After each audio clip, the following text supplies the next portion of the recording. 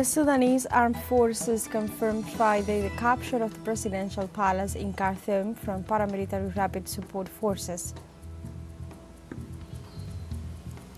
International Olympic Committee first female president Kirsty Coventry faces significant challenges, including protecting women's sports.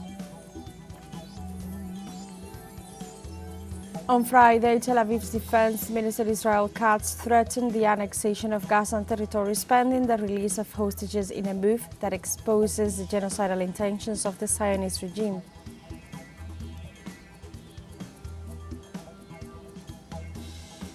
Hello and welcome to From the South. I'm Alejandra Garcia from teleSUR studios in Havana, Cuba. We begin with the news.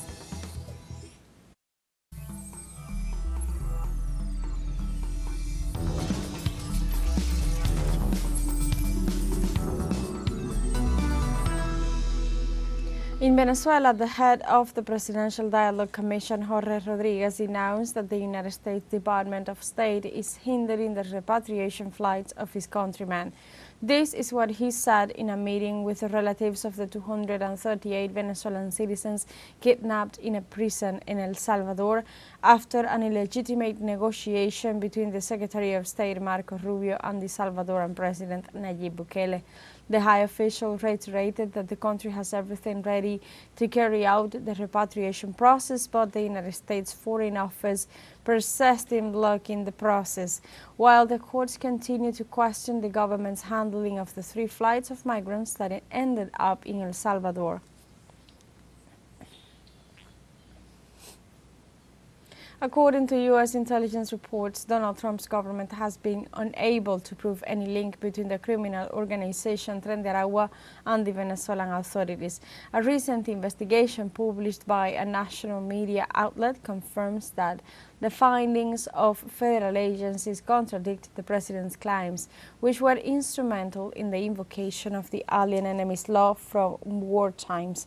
In this regard, a document shared by the intelligence services dated February 26, 2025, concludes that the organization Tren de Aragua is not controlled by the government of Nicolás Maduro.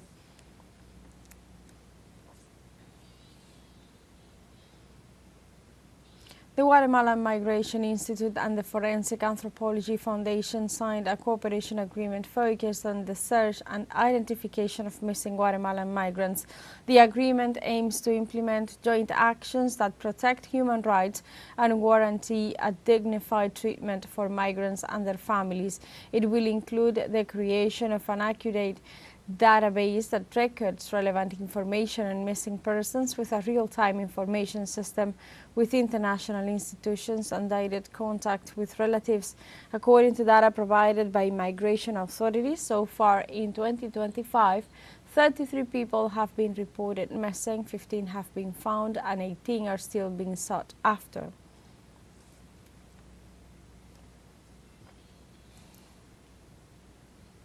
The Brazilian Federal Police has blamed the social network X for the shortcomings in the blocking of profiles ordered by the Minister of the Federal Supreme Court.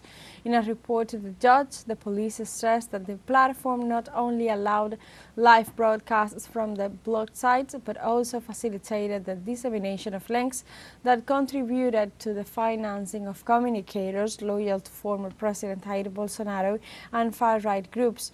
In response to the report, the authorities have asked the companies Meta and X to provide data and content related to the publications of blogger Alan dos Santos. This situation has sparked a debate about the responsibility of digital platforms in moderating content and complying with court orders in Brazil.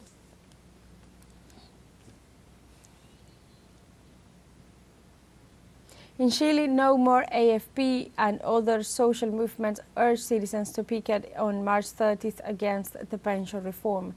The organization's name, No More AFP, stands for No More Private Pension Fund Managers. This one and other social movements will be rallying against the lower wages decreed by the pensions reform. They further denounced citizens would be giving their money to the state and companies. Therefore, they summoned people to take to the streets to protest against the pensions reform that only strengthens the private pension fund managers instead of eradicating them. In this regard, experts ensure that the reform is just a step forward in a short term, as it does not sort out the structural crisis of the pension system.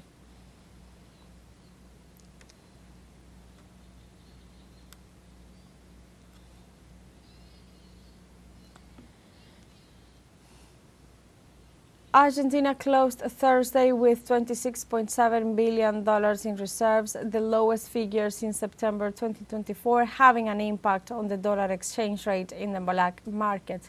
After having passed the Milei's decree for a new indebtedness with the International Monetary Fund, the dollar was worth 1,300 pesos in the illegal market.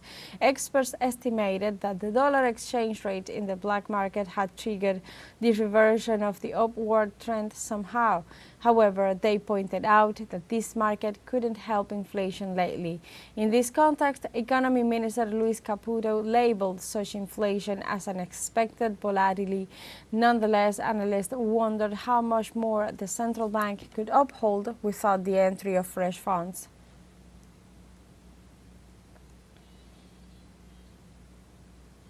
On Thursday, the representative of the United Nations Educational, Scientific and Cultural Organization, UNESCO, Eric Bolivie, denounced that media professionals in Haiti are being systematically targeted by criminal gangs. The official also praised the courage of the journalists who continue to work despite the deplorable conditions in the country. For this reason, UNESCO has established several mental health support programs for journalists as violence in the country is rapidly increasing. In December, 2 journalists were killed in a shooting in the country's capital, Port-au-Prince, while they were at the opening ceremony of a hospital.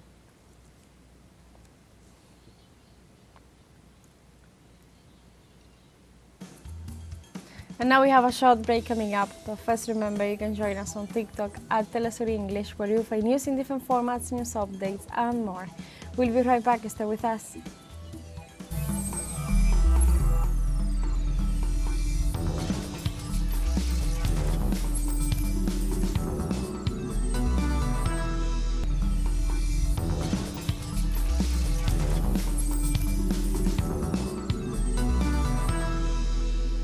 Welcome back to From the South. The Sudanese Armed Forces confirmed Friday the capture of the last stronghold held by the paramilitary Rapid Support Forces in Khartoum capital, where the civil war started 2 years ago. The army regained control of the Republican Palace and ministry buildings on the 21st day of Ramadan. These advances posed symbolic triumphs of the troops commanded by General Abdel Fattah al-Burhan. The information minister Khaled Al-Ais further posted on X that the flag had been raised on the palace. Likewise, the army spokesperson Nabil Abdallah informed they had seized large quantities of equipment and weapons. He made sure they were paving the way to an everlasting victory. The Republican fortress had been in the hands of paramilitary RSF troops for almost 2 years.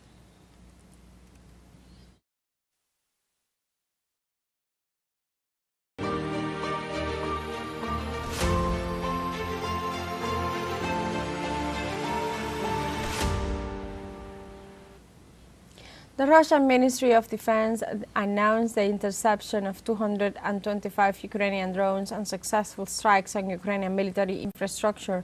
Targets included airfields, command posts, and drone storage facilities. Russian forces also repelled Ukrainian attacks in the Kharkiv, Donetsk, and Zaporozhye regions, further weakening Ukraine's offensive capabilities. In the Kursk region, Russian troops destroyed Ukrainian weaponry and drone control points, showcasing the effectiveness of Russia's air defense systems. Meanwhile, Ukraine launched a drone attack on the Engels military airfield in Russia's Saratov region.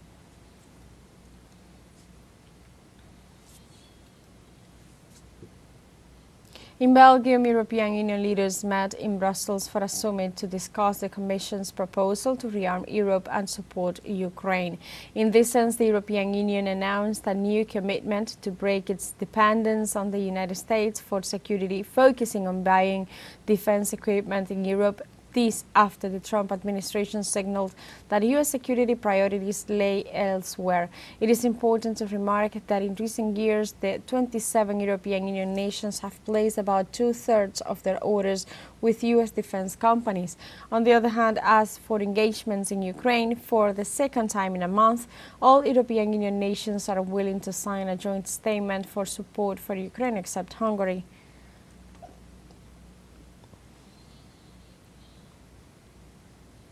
French President Emmanuel Macron has announced that a crucial meeting of the Coalition of the Willing will take place in Paris next Thursday, with Ukrainian President Volodymyr Zelensky attending. The gathering aims to address Ukraine's security needs and boost defense spending across Europe. This move comes after the Trump administration signaled that Europe should take greater responsibility for its own security. Macron emphasized the need for Europe to enhance its autonomy in defense capabilities and spending. This development occurs as France and Europe continue to pursue negotiations with Iran regarding its rapidly advancing nuclear program. Meanwhile, France is pushing a buy European approach for this defense equipment, working closely with European suppliers to enhance security capabilities.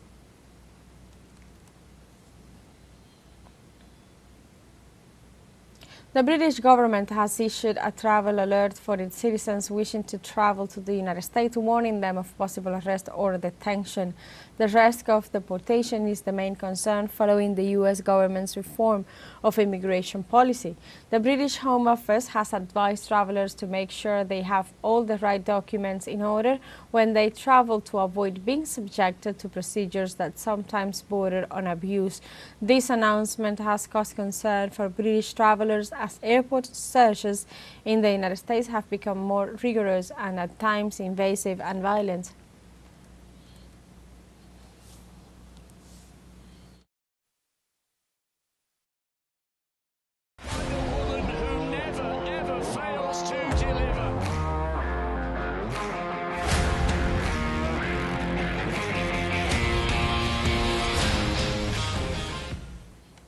International Olympic Committee IOC first female president Kirsty Coventry faces significant challenges, including protecting women's sport. In statements to the press, Coventry assured she is ready to deal with difficult men in high positions, such as U.S. President Donald Trump, the weaponization of sport, or the challenges of steering in IOC through an uncertain decade. She also mentioned her intentions to preserve solidarity among athletes and ensuring every one of them has the possibility to attend the Olympic Games in a safe way. In this context, outgoing IOC President Thomas Bach assured that choosing Coventry was a very important signal to prove the IOC is a truly global and inclusive organization. Diversity and gender equality is one of these pieces of the puzzle. But I think it was a very important signal yesterday to demonstrate that we are a truly global organization. And I was I still am the 9th president of the IOC, and 8 of them have been from Europe and one from United States of America.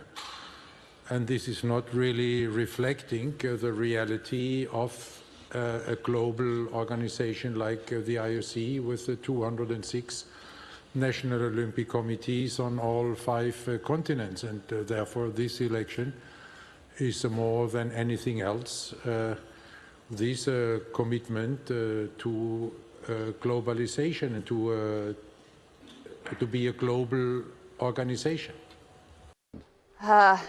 It's a really powerful signal. It's a signal that we're truly global and that we have evolved into an organization that is truly open to diversity. And we're going to continue walking that road in the next 8 years.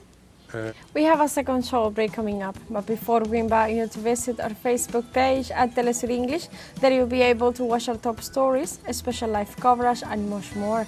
Follow our page and activate, of course, the notification button to stay up to date on the world's most recent events. Final show break. We'll be right back, so don't go away.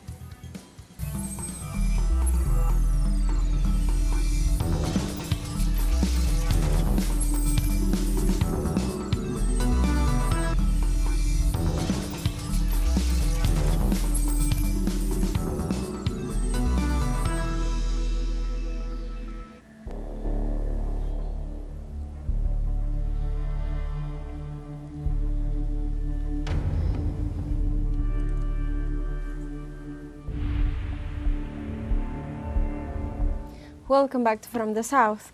On Friday, Tel Aviv's Defense Minister Israel Katz threatened the annexation of Gaza territories pending the release of hostages in a move that exposes the genocidal intentions of the Zionist regime.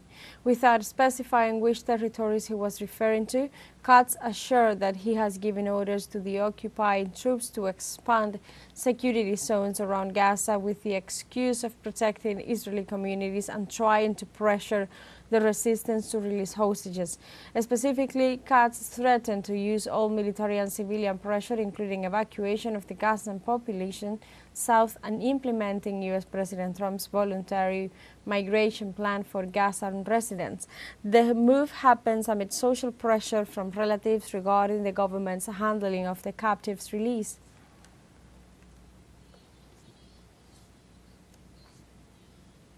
There was a lot of shelling around us and there were people killed. The children were extremely terrified, so we left in a hurry without a clear destination. Fear gripped us before we left our homes. And even here in this camp, there's still fear. We were displaced from Beit Hanoun and have moved between displacement sites more than 10 times. In this context, as Israel's military launches a renewed ground invasion of southern Gaza's Rafah, United Nations agency warned of the worsening humanitarian crisis in the Strip. In this regard, UNICEF reported that at least 200 children have been dead in the past week alone, while United Nations Relief Agency for Palestinian Refugees UNRWA warned that progress made during ceasefire is being reversed. Palestinians are now facing huge reductions in the distribution of aid supplies due to the Zionist blockade. Furthermore, news reports alert that less than half of Palestinian Red Crescent emergency vehicles are out of operation due to fuel shortages. Israel's bombardment of the Gaza Strip has also decimated infrastructure and waste management system.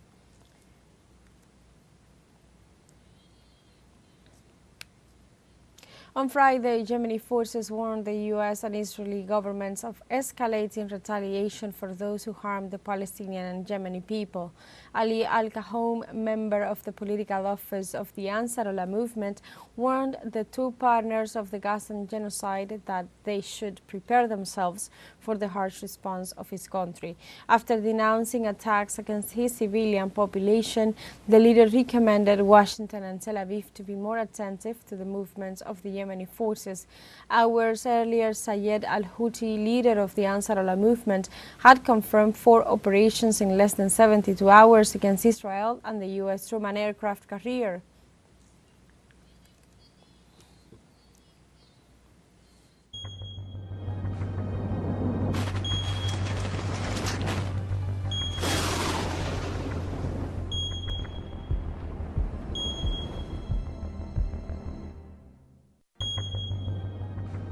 People have been affected by an oil spill in the province of Esmeraldas. The crude oil has polluted the river Esmeraldas, which supplies the cantons of Rio Verde, Atacames and Esmeraldas with water to make it drinkable. The families protested to denounce the lack of this vital liquid. The spill was caused by the rupture of the section of the Trans-Ecuadorian pipeline system. From this city, crude oil is exported, which crosses the north of Ecuador through pipelines that start in the Amazon.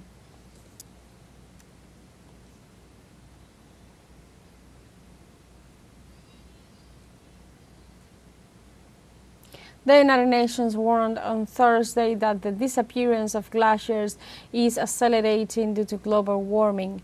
Authorities affirm that glaciers will not be able to reach the end of the 21st century in areas of the European and American continent, since their disappearance is becoming faster and faster.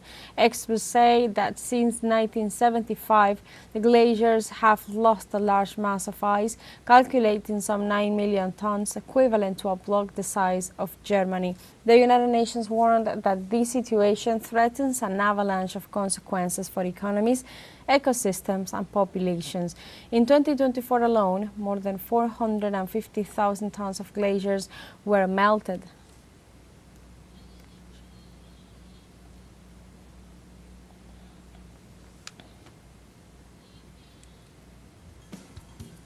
And we have come to the end of this news brief, but you can find these and many other stories on our website at telesurenglish.net, and join us on social media. We are on Facebook, X, Instagram, Telegram and TikTok as well.